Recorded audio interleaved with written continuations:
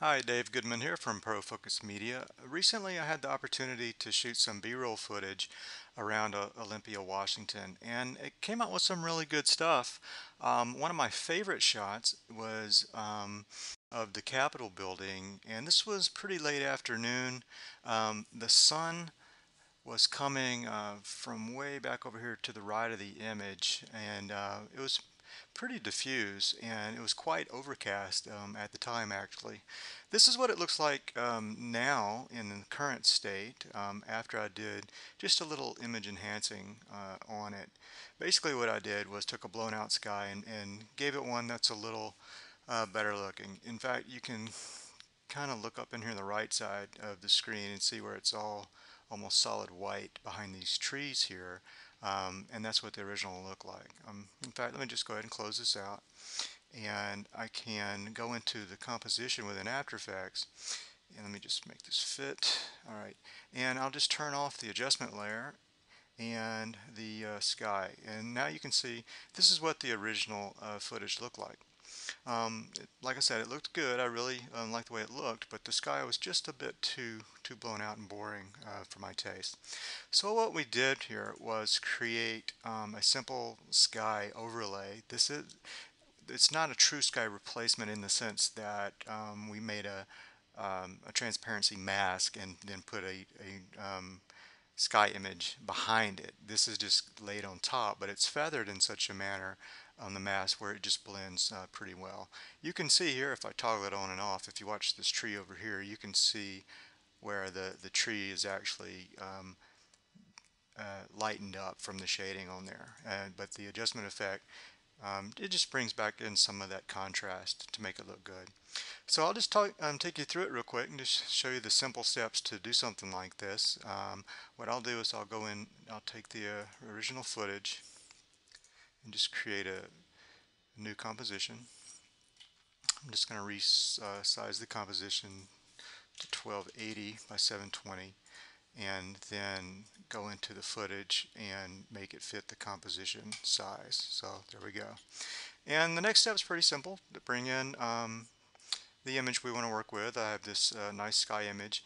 The sky image itself, it has a similar perspective as the video, so it should line up pretty well.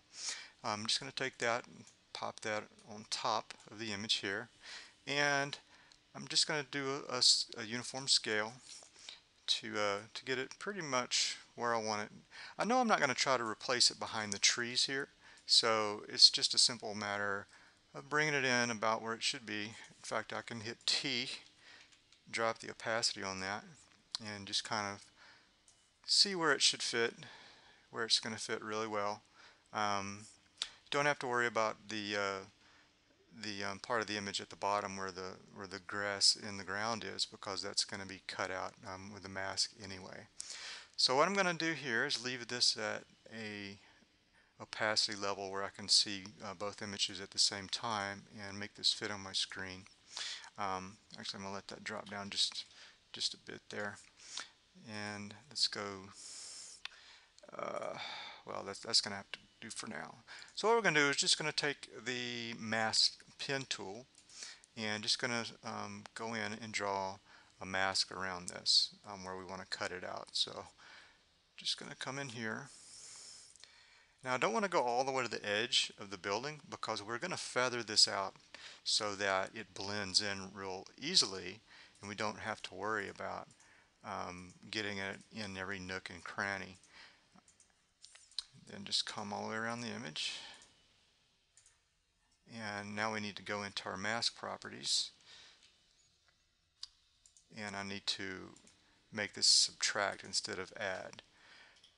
So that's what it looks like at this point, and what we want to do is go into our mask properties, go into our feather, and just start feathering that out until it blends in real nicely. So already got it looking pretty good there with a feather. I'll just do it a couple times so you can see the effect. And since our background sky is almost pure white, when we do this blend right here, your mind kind of plays a trick on you to where it kind of fills in the gaps, and basically it just looks like these are just clouds back here, which gives us the effect that that we actually have a mask and that we actually have clouds behind the building when we're really not. And we can actually bring this mask in because of the feather if we want to try to get a little closer um, in color in certain areas, just to make it blend a little stronger. Maybe pull this back off of here so that it's not tinting the side of the building too much.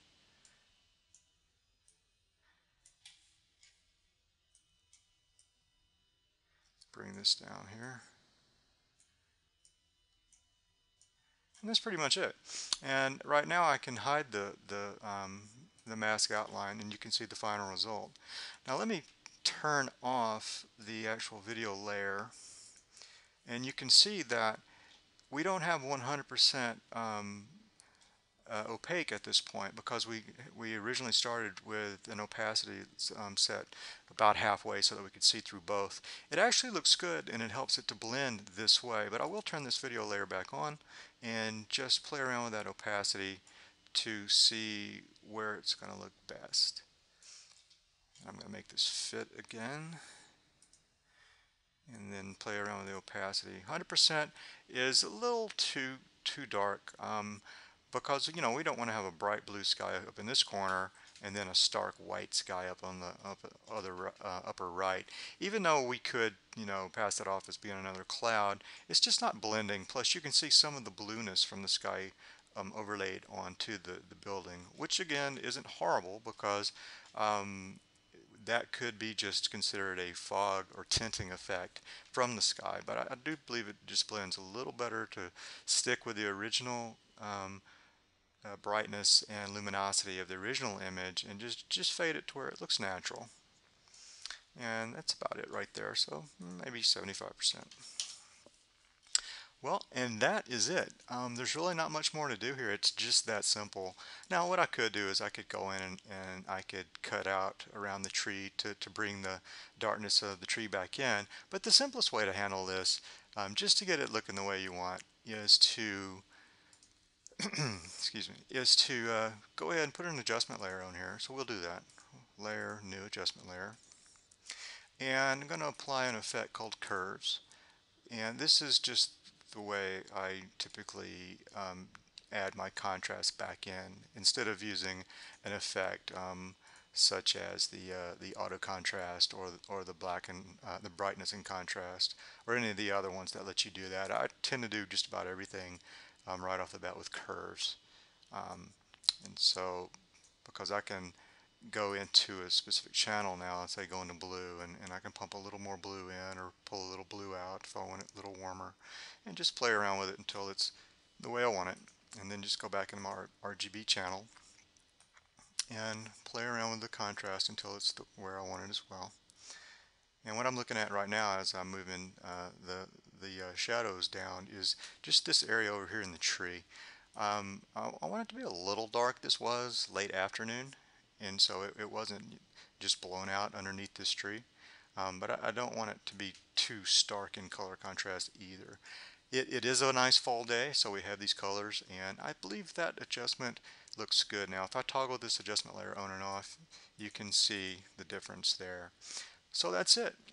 Simple sky replacement with color correction to turn what starts out a pretty good video clip and makes it a much nicer looking one. This is Dave Goodman from Pro Focus Media. I hope you enjoyed this inside look in this VFX breakdown.